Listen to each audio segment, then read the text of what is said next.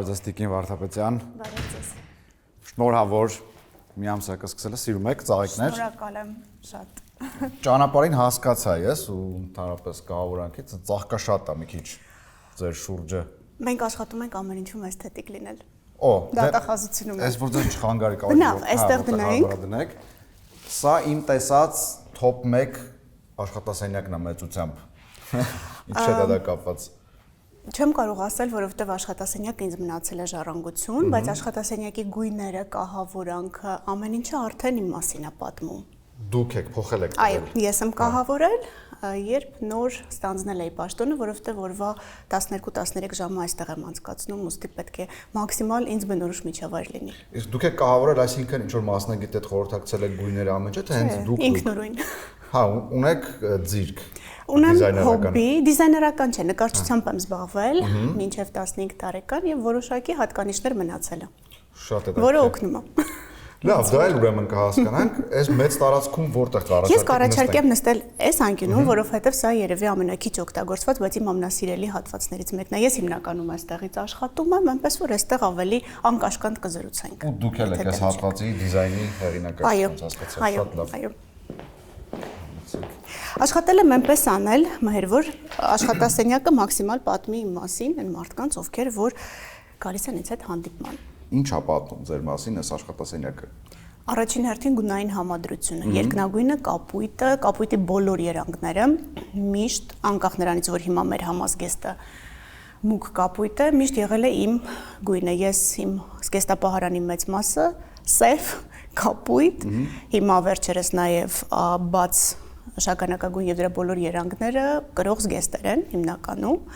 Երկնագույնը ինձ հետ ասոցացվում է հանգստության, հավասարակշռվածության եւ ցանկացած բան, որ կապույտ է, անսահման է։ Երկինքը, օվկիանոսը, գետերն են հոսում, այսինքն գույնը պատմում է նրա մասին, որ այդ գույնի կրողը փոփոխությունների կողմնակից է։ Լավ, հաշվի կառնենք, այս նաև այն մարդիկ, ովքեր ստեղ եկել են, բայց չեն կարդացել այդ մեսեջը, հիմա պարզ է ավելի։ Ենթադրում եմ արդեն աշխատասենյակը որոշակի ասոցիացիաներ ունի, որովհետև առաջին օրվանից եմ աշխատասենյակի գույները փոխել, եւ այստեղ եկող մարդիկ շատ չեն, հիմնականում մարդիկ են, որոնք անմիջականորեն աշխատում են ինձ հետ, իմ ենթակա դատախազներն են։ Եվ կարծում եմ արդեն ենթագիտակցաբար իրենց մոտ այդ ասոցիացիան կա։ Կապված, եթե այդքան ուշադրություն դարձրել եք գույներին եւ ամեն ինչ փոխել եք, ինձ թվում է պատահական չի նաեւ այս, որ ձեր սեղանին է, այնտեղ ձեր աշխատասեղանին վիշապը հաստատ պատահական չի, կասեք, ինչ է դա կապված։ Ես վստահ եմ բոլոր աղջիկները Մուլանի մասին պատմող լեգենդը գիտեն,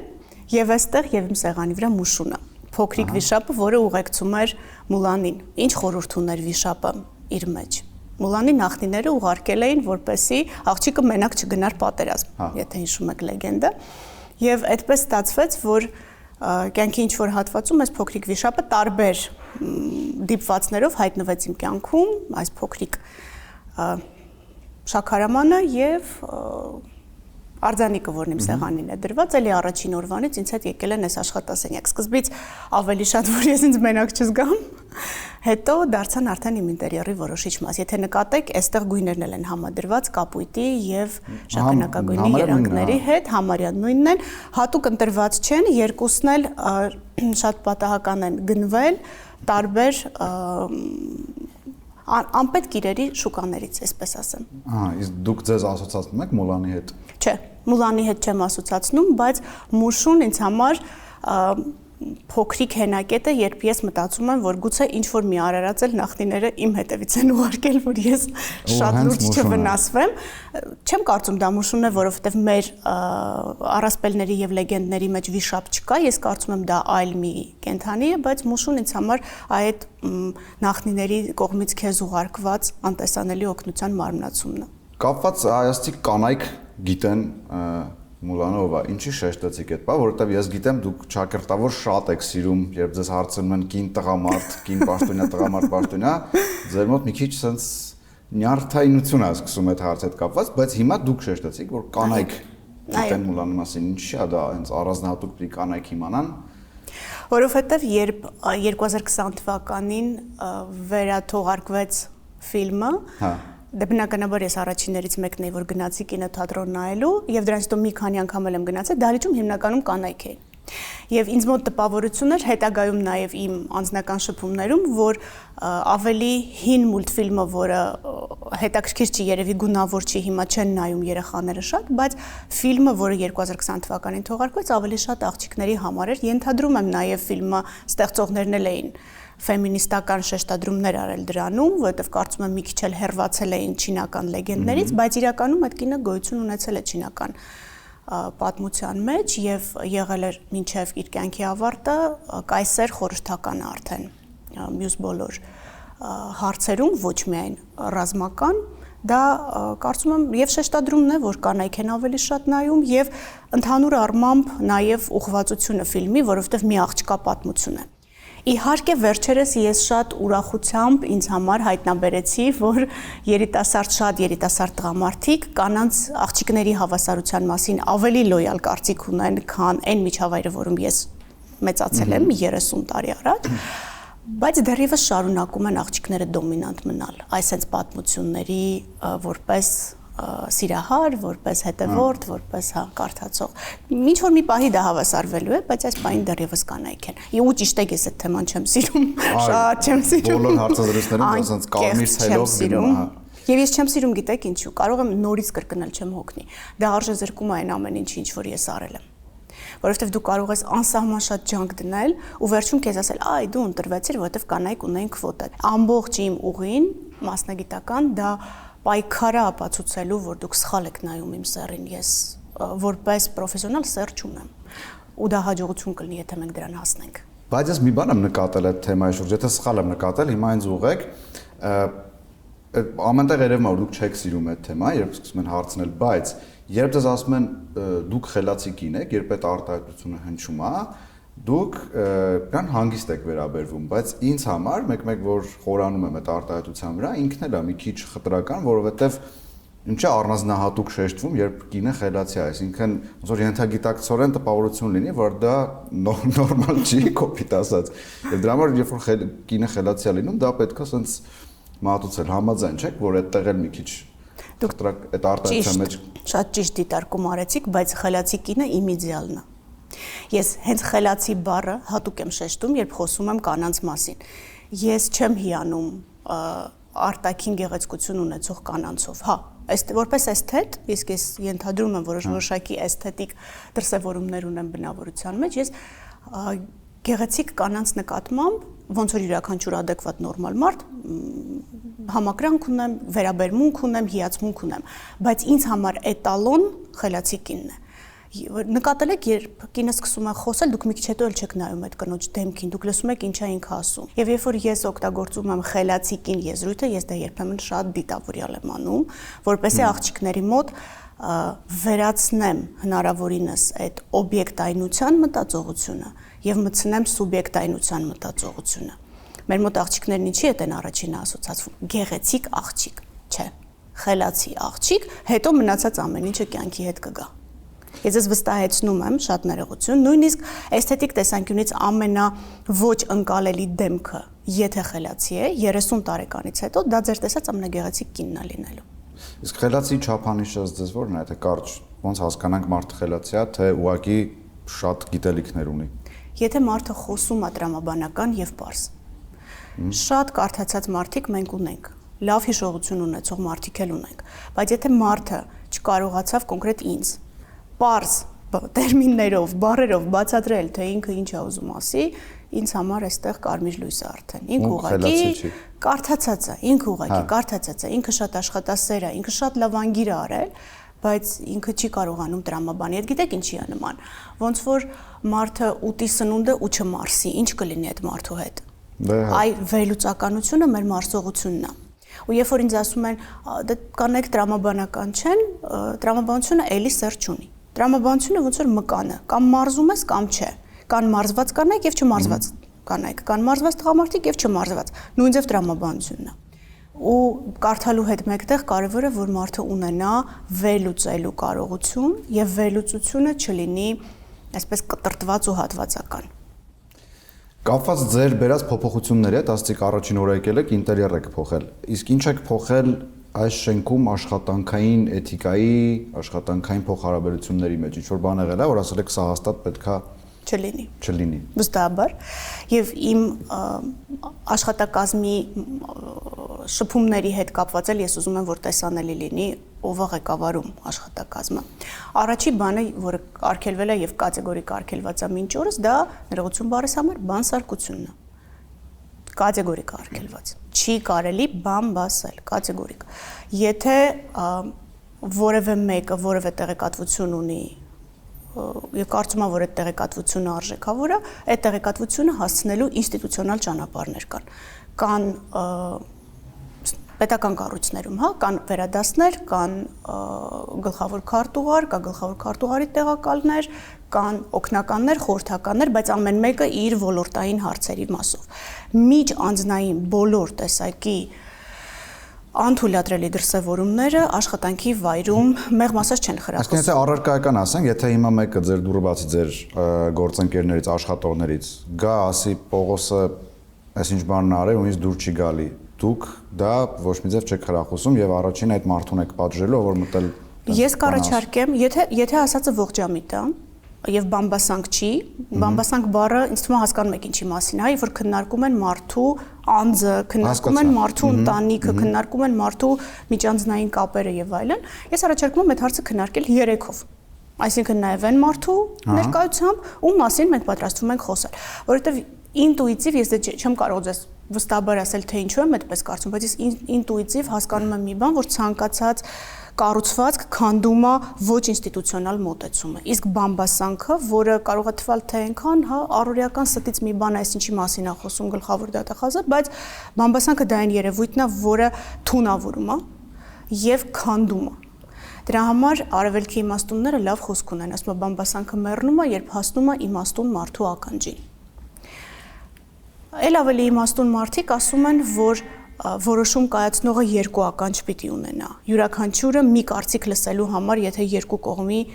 դատավարություն է իրականացնում, հա, երկու կողմի առարկադատում։ Դրա համար այդ միակողմանի ստվերային շփումները առաջի բանն է, որը կատեգորիկ արգելված է, ես չեմ խրախուսում, ու դա գիտեն։ Ես չեմ պնդում, որ դա չկա, որովհետև ցանկացած բացասական երևույթ միշտ ստվերում պահկված գոյություն ունի, բայց առնվազն դա որոշիչ չի կադրային նշանակումներում դա որոշիչ չի, իմ կողմից որոշումներ կայացնելում դա որոշիչ չի, ընդհանրապես համակարգի գործունեության առումով, այդ եղել է շատ կատեգորիկ։ Արևելքի իմաստունների հետ կապված ես նայում եմ ձեր հարցազրույցներից մեկը հանրային հեռուստաընկերությանը 7 տարի առաջվա։ Ու մի քանի թեմա կա, կուզեի 7 տարի անց հասկանանք փոփոխություններ կան այդ թեմայով, թե չէ։ Ուրեմն այդտեղ ասում եք, որ տանը դուք հիմնական խոհանոցում չեք լինում, բամերա չեք պատրաստում։ 7 տարի անց բան փոխվել է։ Ավելի է խորացել իրավիճակը դեպի վատը, որովհետև հիմա էլ չեմ հասցնում։ Հա։ Իրականում էլի սննդի մեջ ես էսթետիկան սիրում եմ, կան որոշակի բաներ, որոնք ես,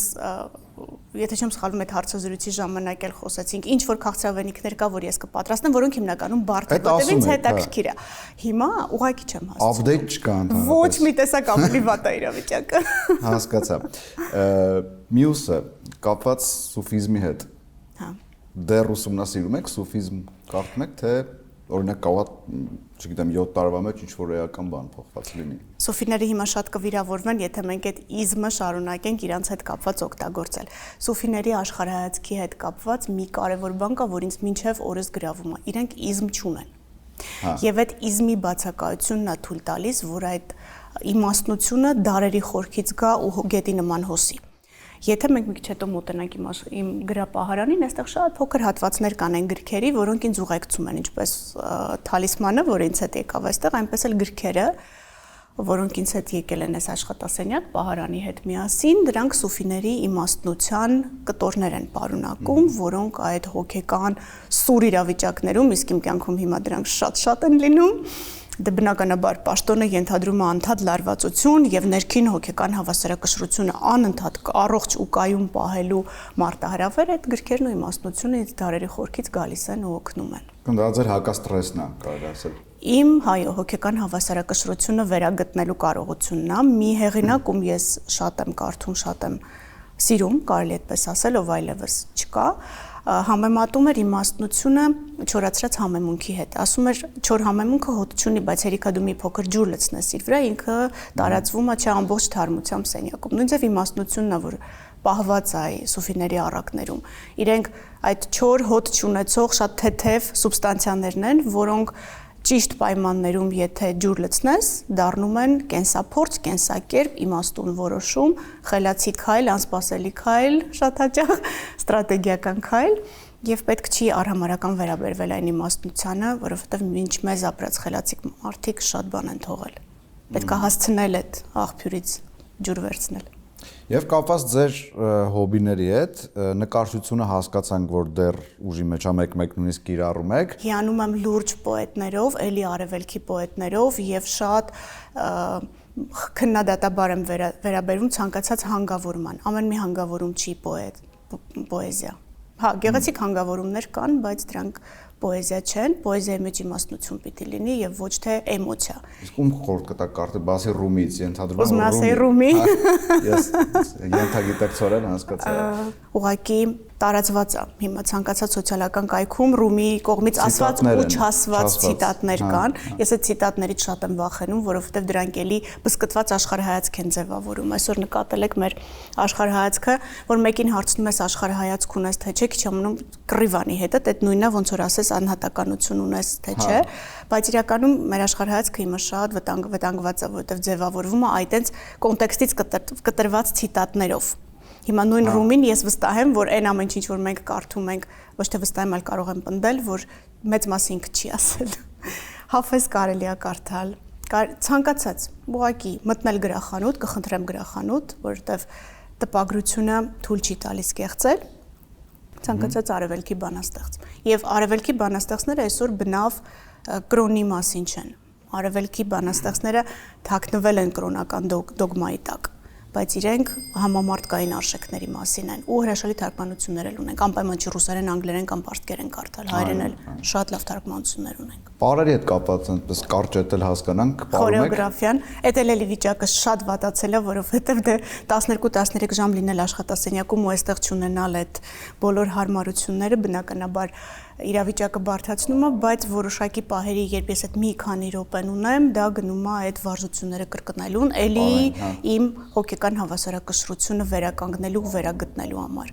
որովհետև նենց ոնց որ դու չես սպասում, մտածողության մեջ կան բաներ, որ սենց դուրս են գալիս հարցից, օրինակ հիմա դուք ինձ հարցեր եք տալիս, ես պատասխանում եմ ու չեմ էլ մտածել այդ ձեր հարցերի մասին երբեք, նույնիսկ բալետը շարժումամկաններ, որոնք դու չգիտես, որ իրանք գոյություն ունեն, եւ ծանր իրավիճակում դիմացկունությունը հենց այդ մկաններն են ապահովում, որ չհոգնես, ինձ հաճախ ասում են ինչ ես անում, որ չես հոգնում, ուղղակի կոփված եմ, ուղղակի ֆիզիկապես կոփված եմ։ Տիկին Վարդապետյան, ես գիտեմ, որ ձեր բերած նորություններից է նաև այստեղ գործող թանգարանը։ Իրականում ոչ ձեր բերած, բայց փոփոխությունները ձեր օրոք են տեղի ունեցել թանգարանում։ Ես կառաջարկեմ նաև թանգարանը տեսնենք, հետաքրքիր է ինչ նմուշներ կան ու այնտեղ էլ մի քիչ զրուցենք։ Սիրով ես ցույց կտամ թանգարանը։ Թանգարանը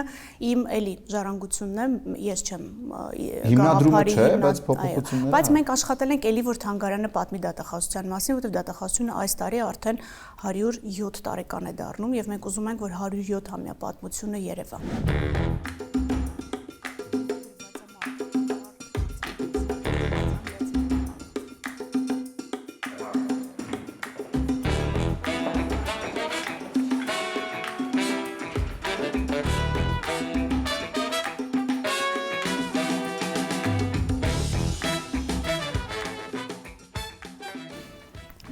Այս թանգարանն է։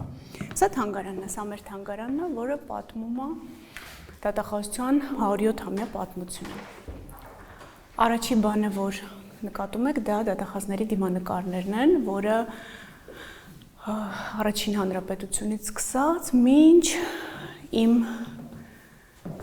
նախորդ տասնամյակների դատախազների լուսանկարները կան եւ մենք հատված ենք առանձնացրել, որպեսզի շարունակականություն լինի։ Բայց ձերը դեռ չկա լուսանկարում ոնց որ։ Դե ասում եմ, սա դեռ պետք է վաստակել։ Այսինքն պաշտոնավարումից հետո չեք ուզում բոլորը։ Չէ։ Այդ պարապ ինքնահիացում է։ Մի քիչ էլ ավելորդ համեստություն է, որ էլի համեստությունը երբեք ավելորդ չի։ Եկեք ձեզ պատմեմ մենք ինչ ունենք այստեղ։ Մեր պահարաններից ամեն մեկը որոշակի տրամաբանությամբ է կառուցված, եթե սկսենք այստեղից, սա 90-ամյակից մեր ունեցած նշխարն է, այսպես ասած, որովհետև համարյա ոչինչ չունեինք 90-ամյակից պահպանված, 100-ամյա 100-ամյակի տոնակատարությունների վերաբերյալ մեր վկայություններն են, բոլոր շնորհավորանքներն են, որոնք այտենց հոբելյանական առիթներով են մեզ տրվել։ Այստեղ բոլորը գլխավոր դատախազին ուղղված նվերներն են, մինչ նվերների հայտարարագրումը էլի ամեն ինչ պահվում էր այստեղ։ Ոչ մի բան ձեզ չեք պահում։ Չէ։ Իսկ եթե ինքը այնպեսի նվեր է, որ շատ հանգիստ կարք, այսինքն օրինակ շարֆը։ Շարֆ օրինակ, հա։ Բայց դա նվիրված չի Աննա Վարդապետյանի, դա նվիրված է Հայաստանի Հանրապետության գլխավոր դատախազին։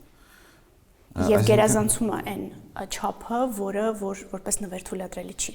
Հա, այդ խնդիրը կա։ Ինձ թվաց եթե չի գերազանցում, մեկը ստեղ։ Անկեղծ ասած, եթե չի էլ գերազանցում, միևնույնն է այստեղը։ Որովհետև էսա ես ձեզ ցույց կտամ, էլի նվերներ ունենք անցյալ տարի ԱՊՀ երկրների գլխավոր դատախազների հավաքից։ Ես նախընտրում եմ ինստիտուցիոնալ հիշողության համար ամեն ինչ պահել այստեղ։ Իսկ դա նվիրողի համար մի քիչ չեմ ուզում ասեմ այդ բառը, բայց երբ վիրավորական չի կարա լինի, օրինակ ինքը ձեզ բերել բաժակա նվիրել եւ շատ ուզում որ դուք այդ բաժակով տանը թեյ խմեք, բայց դուք չեք անում այդ։ Նախ եվրոպացի գործընկերների համար տարօրինակ չէ, որովհետեւ իրենք էլ ունեն եւ նվերների հայտարարագրման գործընթաց ունեն եւ իրենք էլ եթե առիթ լինի գնաք որևէ դատախազություն կտեսնեք այսպես պահարաններ նույնիսկ միջանցքներում կան, մեզ մոտ էլ 5-րդ հարկում կա, որտեղ պահվում է այդ հիշողությունը նվերների հետ կապված, ոչ մի բան անձնական չի ընդունվում։ Այստեղ առանձին մեր էլի գործընկերների խորհրդանիշներն են, որոնք իրենք նվիրում են, այստեղ միջազգային քրեական դատարանը կարծում եմ տեսանելի է ձեզ համար անցյալ տարի ես ամեն ինչ պահվում է այստեղ հասկացա նույնիսկ DVD-ները տեսա հա DVD-ները դատախազության էլի բանկավոր վաղուց չեք տեսել հիմա ցույց կտամ DVD-ները դատախազության դպրոցի ուսումնական նյութերն են որոնք ավելի քան 10 տարի առաջ են մշակվել մենք կարծում ենք որ շատ կարևոր է որ էլի ուսանողները ովքեր գալիս են դատախազություն տեսնեն որ սա էլ է եղել այսինքն սա եւս մեր պատմությունն է էլի թանգարանների մասով պետք է ուշադրություն դարձնել որ թանգարանը չվերածվի անպետք իրերի կույտի թանգարանը պետք է լինի այդ անտիկ եւ իմաստ ունեցող, պատմություն ունեցող գույքի հավաքատեղի։ Սա ում սեղանն է, ինչ սեղան է։ Սա գլխավոր դատախազի սեղանն է եւ մենք փորձել ենք մաքսիմալ, մինչ մեզ փորձել են վերարտադրել բոլոր եթե նայեք, այստեղ հեռախոսները կան եւ տարբերվում էին իմ սեղանի հեռախոսներից։ Չէ, գլխավոր դատախազի այսինքն ում։ Մինչեւ Հենրիկ Խաչատրյան։ Հա։ Մենք փորձել ենք մաքսիմալ պահպանել են ամեն ինչը, ինչ եղել է մինչ 2000-ականները, այսինքն մինչ մեր օրեր։ Սա ԱՊՀ գլխավոր դատախազների մեր անցյալ տարվա միջոցառման մի ամբողջ պահարան նվերներն են եւ կտեսնեք այստեղ բաներ կա, որ արժեքը էլի չի գերազանցում, բայց գտնվում է թանգարանում։ Կապված այս նմուշների հետ ընդհանրապես դատախազության շուրջ աուրայի, հա, մենք սա կադրից դուրս էլ խոսեցինք, բայց կուզեմ նաեւ կադրում պես կարճ քննարկենք Դատախազությունից, օրինակ անձամբ դուք կգերադասեք մաքիավելիական հարց եմ տալի, կուզեք ավելի շատ հարգեն այս կառույցը, թե վախենան, կամ անձամբ ձեզնից գերադասում եք, որ ձեզնից վախենան, թե ձեզ հարգեն։ Ես կուզենամ, որ վստահեն։ Լավ։ Վստահությունը եւ հարգանքի մասին է եւ ակնածանքի մասին է։ Ես վախ բառը չեմ սիրում, վախը մի քիչ ավելի բնազդային, հա, մի քիչ ավելի կներեք կենթանական երևույթ է եւ վախը ամեն ինչի արգելափակումն է։ Իսկ ակնածանքը դա հարգանք է, դա պատիվը, դա արժանապատվությունը, դա շատ ավելի վեհ մարդկային երևույթներ են, քան զուտ սովորական այդ կենթանական վախը։ Դրա համար վախի գործոնից ես փորձում եմ ձեռնպահնել, իհարկե լինում են իրավիճակներ, որ պաշտպանելու համար ստիպված ես նաև վախեցնել հարձակվողին, քեզ պաշտպանելու չէ, այլոց պաշտպանելու համար, բայց մենք աշխատում ենք մեր իմիջը ձևավորել վստահության եւ հարգանքի վրա։ Իսկ ձեր կարծիքով կան մարդիկ ձեր կյանքում, որ վախենում են ձեզանից։ Նկատել եք ինչ-որ։ Ես աշխատում եմ այդպես չլինի, բայց հավանաբար կլինեն։ Հավանաբար կլինեն, որովհետև ես որոշակի երևույթների հանդեպ սուր արձագանքելու հատկանիշներ ունեմ։ Հիմնականում հայացքս է սառում։ Հա, ես աշխատում եմ այդ հայացքը չօգտագործեմ եւ ուշադիր լինեմ, բայց կան իրավիճակներ, որ ես կարող եմ կոպտել, դրա համար աշխատում եմ շատ ուշադիր լինել, որ չկոպտեմ հանկարծ եւ այդ վախը ձայն բարձրացնել բան չէ, բայց հայացքով։ Եթե գոռացիր, արդեն պարտվել ես։ Գոռոցը միշտ պարտության մասին է, գոռոցը միշտ վախի մասին է։ Հարվածը միշտ վախի մասին է։ Դուք նկատել եք, խփում են, կռվում են թույլերը։ Առաջինը պաշտպանվում են ուժեղները ինքնավստահները եւ պաշտպանվում են այնպես, որ հարձակվողին չկործանեն։ Դե լինում են իրավիճակներ, որ պետք է հարցակվես։ Վստահաբար։ Ամեն ինչ կյանքում ինչ որ ասում եմ, sense կատեգորիից չհասկանանք, ես ուղղակի ուզում եմ այն իմիջի մասով խոսել, որ ես ուզում եմ դատախազություն ունենա։ Ծանրակշիռ, հարգալից, զուսպ, բայց միաժամանակ ակնածանքի արժանի ու վստահության արժանի, այո, վստահությունը այդ շատ նուրբ ու միաժամանակ շատ կարծր երևույթ է։ Նուրբ է, որովհետև մի անշնորհք բանից կոտրվում է, կարծր է, որովհետև վրան կարող ես աշտարակ կառուցել։ Այստեղ տարբեր հին իրեր կան, մենք էլի կադրեսից խոսացինք, լայֆ հակը նորից կասեք, կապված վերնիսաժ կամ նման տեղեր գնալու հետ, որ եթե ուզում ես գնաս ու ինչ-որ հին հետաքրքիր առարկ առնես, ինչ պետք է անես։ Այդ տարիների ընթացքում ձևավորված հմտությունա ձեռք բերելու գանձ աղբի միջից ներողություն, հա, այդպես եմ ասում, օրինակ հին քրեական վարույթը, որը դուք այստեղ տեսնում եք, սա վստահաբար ոչ մի ուրիշտեղ չեք տեսնի, եւ սա ես ուղղակի փոշու եւ աղբի մեջից եմ հայտնաբերել եւ գնել եմ կոպեկներով, որպեսզի կարողանամ մեր վերնիսաժից։ Իսկ վերնիսաժում ինչ որ մեկը ծախում էր ինչ որ մեկը ծախում էր իր պապիկի արխիվները, հավանաբար պապիկը ժամանակին երևի այդ արխիվները չէր հանձնել, մի խոսքով հիմա որ սկսենք քննարկել, բնականաբար հետ մահու պապիկին մի հոդված պիտի, բայց դրա փոխարեն ուղղակի շնորհակալ կլինեք, որ չեն այրել։ 90-ականներին չեն այրել, հավանաբար ընտանիքը տաքացնելու համար ու ափսոսում եմ, որ իհարկե երևի թորները չեն հասկանում, թե ինչ կյանքի պատմություն է դա, բայց ուրախ եմ, որ մեր թանգարանում այս ամեն ինչը կա։ Այս լայֆ հակը ոնց ճիշտ գնումներ անել։ Լայֆ հակը ձևավորվում է կյանքի ընթացքում մհեր, դա ձևավորվում է գեղեցիկին նայելու սովորությամբ։ Հաճախ պետք է գնալ թանգարաններ։ Երբ որ դու հաճախ գնում ես թանգարաններ, տեսնում ես գեղեցիկ առարկաներ, դու գեղեցիկ առարկան ցեխի մեջ էլ կնկատես։ Այսինքն այդ արտաքին փայլը քեզ չի խափի, դու կտարբերես սա իրական է թե աղբա, բայց դրա համար աչքդ պիտի սրված լինի, այսինքն դու պետք է գեղեցիկ բաներ շատ տեսած լինես, շատ պիտի ճանապարհորդես եւ ճանապարհորդես ոչ թե տուրիստի նման, այլ ոտքով քայլելով, հոգնելով եւ ճանապարհորդելուց անպայման տեսնես մշակույթը։ Հասնում են ինչա պետք գնալ թանգարան։ Թանգարան պետք է գնալ սիրուն բաներ տեսնելու եւ սիրունը հասկանալու համար։ Մեկ էլ ասեք որ առավոտ 6-ին։ Առավոտ 6-ին շատ շուտ, եթե վերնիսաժի մասին ավելի հետաքրքիր բաներ ենք տեսնում։ Վստահաբար, որտեղ այդտեղ լինում են մարդիկ, որոնք վաճառում են պատմություն ունեցող իրեր, որոնք հետո հայտնվում են վերավաճառողների ձեռքում եւ սկսում են մանիպուլյացիան գնի եւ ապրանքի հետ կապված։ Տիկին Վարդապետյան, շատ շնորհակալ եմ հետաքրքիր ու բովանդակալից զրույցի համար ու մեր ավանդական հարցը, ինչի համար այս կառույցից մարդուն կհեռացնեք աշխատանքից առանց վարանելու։ Անազնիվ արարքի համար, որը կդրսևորվի այլոց ճակատագրի վրա ազդեցությամբ։ Մարդը կարող է սխալվել։ Ես սխալը ներելու հատկություն ունեմ եւ շատ հաճախ ինձ ասում են չափազանց համբերատար ես, երբեմն դա թուլություն է ընկալվում։ Բայց ես համբերատար եմ, որովհետեւ ես չեմ ուզում անարդար լինել մարդու հանդեպ։ Բայց եթե մեկը կանի դիտավորյալ կանի այնպիսի արարք, որը մեկ ուրիշի ճակատագրի վրա կազդի, հայդա չեմ ների։ Իմը կներեմ, ուրիշինը չէ։ Շատ շնորհակալ եմ։